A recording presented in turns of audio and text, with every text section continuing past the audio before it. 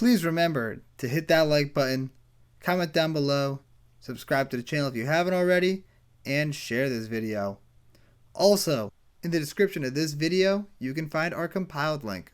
Through that link, you can support the channel via our Patreon or through our affiliate links, including your playmat. If you want a custom playmat or custom card sleeves, buy them through there and it helps out the channel and you get a 10% discount.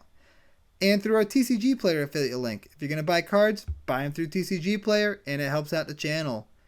Also, we have our Discord if you want to chat with us. We have Twitter if you want to stay up to date on all the happenings. We have TikTok if you want to check out anything funny. And we have my Pokemon channel if you're into Pokemon, so check out LuxJ. And we will see you in the video. How's it going, everybody? CJ here, back with another video. We're doing a first thought today. This first thought is on Mike the Dungeon Master and Lucas the Sharpshooter. This is a partner pairing video. I think these two are very good together, and I think it's going to make a very fun deck. I thought of the idea, and I just had to make a video on it. I'm excited about this. The premise of this deck is going to be you fill it with artifact creatures, with ETBs or death triggers, or both. Anything like that. Leaves of battlefield triggers, stuff like that. And then you use Lucas to sacrifice them, and then you use Mike to reanimate them. So you just cycle in and out of your graveyard over and over and over, like Solemn Simulacrum, I'll give as an example. You play Solemn Simulacrum, you get a land. You tap Lucas, sack Solemn Simulacrum, you draw a card, you tap Mike, reanimate Solemn Simulacrum, you get a land. You can draw a card and get ramp every turn with Solemn using these guys. That seems awesome. I love this. I think it's a really cool deck idea, and I'm excited about it. I'm going to probably build this in paper, so I love this. The categories I want to talk about for this video are, first off, a combo. Second off, we're going to talk about artifact creatures that are good to sacrifice and then reanimate. Other ways to do the artifact reanimation thing. Some haste enablers and untappers so you can activate both Lucas and Mike more than once a turn and faster. And then a ton of one-off cards with a couple subcategories in there. So we're going to start off with the combo. First off, Thornbite Staff. Amazing card in this deck. You Thornbite Staff on any of them, like either one of your commanders. When a creature dies, it untaps. So with Lucas, you can sack something and then untap it. That's great. With Mike, something gets sacked. You untap Mike, you can reanimate it. I love it. I love it. I love it. But, so that's an auto include, first of all. But, you can go infinite with it with either Ashnod's Altar or Krark Clan Ironworks. Because you sacrifice one of your artifact creatures for 3 mana, and Thornbite Staff is on Mike. You untap Mike, or it doesn't even matter. So Mike is untapped, he's got Thornbite Staff. You have KCI, you've got Ashnod's Altar, one of the two, and an artifact creature in play. You use Ashnod's Altar, sacrifice the artifact creature, and then use 2 of the 3 mana to reanimate it with Mike. You tap Mike to do it. Then you use Ashnod's Altar to sacrifice that same artifact creature again. It untaps Mike because of Thornbite Staff, and then you can retap Mike to bring it back into play, and it nets you 1 mana every time, so this gives you infinite colorless mana. Awesome. And infinite death triggers, into battlefield triggers, whatever. So if you got like Wormcoil Engine, you have infinite tokens. It seems like a very, very powerful combo, and I'm excited about it. Plus, you can do something very similar with if you don't have Ashnod's Altar or KCI in play, but you have another sack outlet that's free, then you use Cathodian or Workhorse. So let's just say you have a card that says sacrifice a creature. Any card that says sacrifice a creature or sacrifice an artifact. And you can just do it as much as you want. You sacrifice Cathodian, makes 3 mana. Tap Mike, comes into play. Sacrifice Cathodian, makes 3 mana. Untaps Mike, tap Mike, comes back into play. Same thing. Seems great. I love it. And actually Workhorse with Mike and the you don't even need a sacrifice outlet, I don't think. Hold on, I didn't even think about this before. Workhorse, when Mike has a Thornbite Staff attached to it, you just remove all the counters from Workhorse. It dies to losing the counters. You make 4 mana. You tap Mike, reanimate it, sack it to itself, untap Mike, tap Mike, reanimate it. It's awesome. That's a powerful card. I need to get a copy of this now. I'm going to be ordering a copy pretty much right after I'm done with this video. That's sweet. I didn't even think about that. So, great combo there. Next up, we're going to talk about good artifact creatures to sacrifice and reanimate over and over and over again. You've got cards like Clone Shell, Filigree Familiar, which has a death and ETB trigger, which is really nice. Phyrexian Triniform, Ruin Grinder, I already mentioned Solemn Simulacrum, Treasure Keeper, Triplicate Titan, I already mentioned Wormcoil Engine, Mere Battlesphere, Combustible Gearhulk, Thought Monitor, Meteor Golem, Duplicant, Ichor Wellspring and Mycosynth Wellspring, Angel of the Ruins, and Torrential Gearhulk. Like, there's a lot of powerful stuff you can be doing. It's kind of like an Osgear deck, but you get also blue and also green, which is huge. I love this. I just love the idea of this. All those cards seem like they'd be great includes in this deck. Next up, we're going to talk about some recursion cards. There's a lot of cards that you use in a typical artifact-based recursion-y deck. And those include Doretti, Goblin Welder, Goblin Engineer, Emery, Trash for Treasure, Scarecrow seems fantastic in this deck. Junk Diver, Mere Retriever, Workshop Assistant, and Scrap Trawler are all very similar cards that would be very good includes in the deck.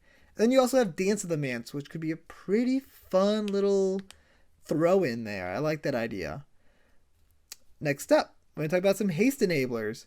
Cards like Concordant Crossroads, Swiftfoot Boots, and Lightning Greaves all seem fantastic, and 1,000-Year Elixir especially, because not only does that give haste, but that also lets you untap. Speaking of untapping, untappers, you got cards like Umbral Mantle, Seedborn Muse, just sack and reanimate something every turn. That seems amazing. Sword of the Parents, Intruder Alarm seems extremely powerful in this deck because when you reanimate a creature, it will enter and you untap both Lucas and Mike, and as long as you have 2 mana, you can do something again. That seems like a great include. Jandora Saddlebags, Mage Right Stone, Mercfiend Liege will actually untap both Lucas and Mike, which is pretty nice. Pemin's Aura, along with Freed from the Reel. Puppet Strings, Samut, and Samut also gives haste, which is nice. And then you have Sereth Viper's Fang. This card seems unbelievably powerful in this deck because it's an untapper, and what's the order for these? It's an untapper that does some crazy stuff for your deck here. So untapped creature or tapped creatures you control have Death Touch. So Lucas is a pinger. You tap Lucas, sack an artifact. You can then ping something, and now it has Death Touch, so it'll just kill it. That's super powerful synergy. And then your untapped creatures have hexproof, so when they're not being used, your opponents can't interact with them. It's crazy. And then you can untap. And you can also untap land, so it can also ramp you. This card is so good in this deck. Like, auto include here. I love it. I love it. This deck just seems so much fun. There's so many fun cards of powerful synergies with these two that I really, really like.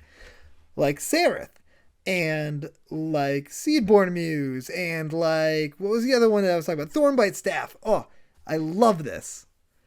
Next, we're going to talk about the one-off cards. Luminous Broodmoth basically lets you get a free reanimation before it goes to the graveyard. That's so nice.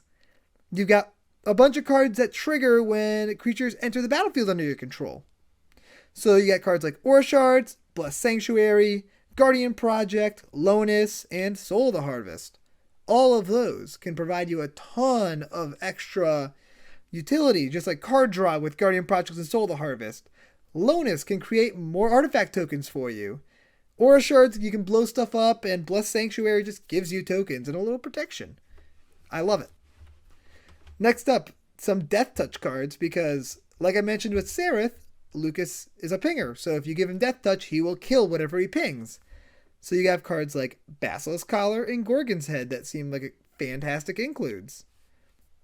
Also, you're running a ton of artifacts in this deck. You might as well run the big artifact synergy cards being Mystic Forge, Dark Steel Forge, and Forsaken Monument. All of those seem like very good includes.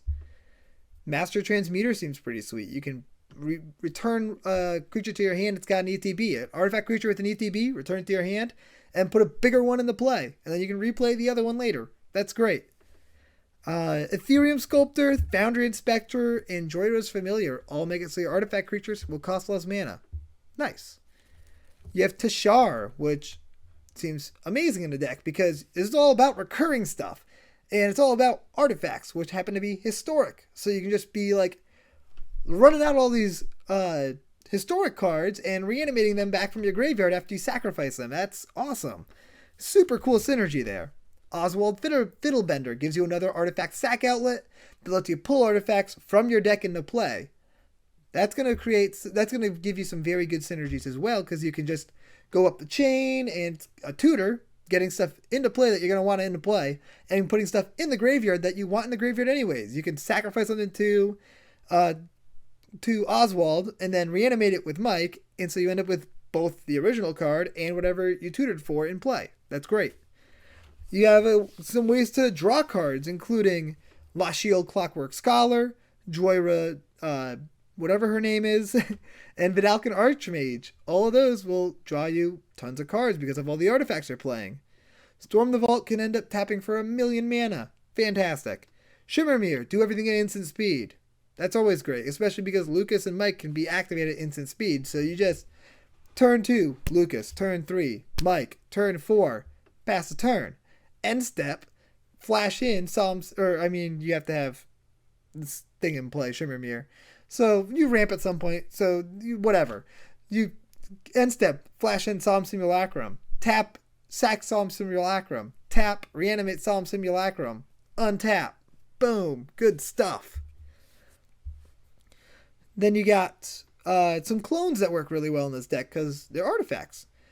You have Phyrexian Metamorph, which seems pretty great in this deck because it's a artifact creature that clones.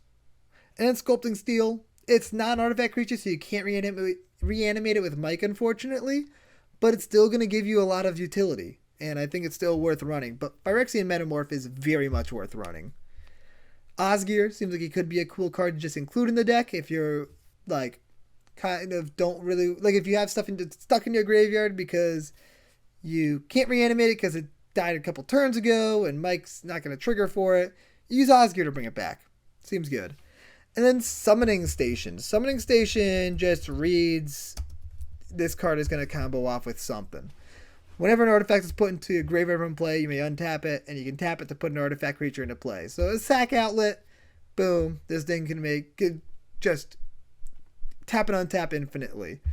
And give you infinite death triggers and enters battlefield triggers and stuff.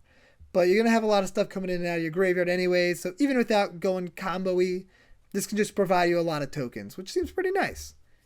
And that is everything I have for Mike, Dungeon Master, and Lucas, the Sharpshooter. I hope you guys enjoyed this video, and I will see you next time. Peace out, everybody.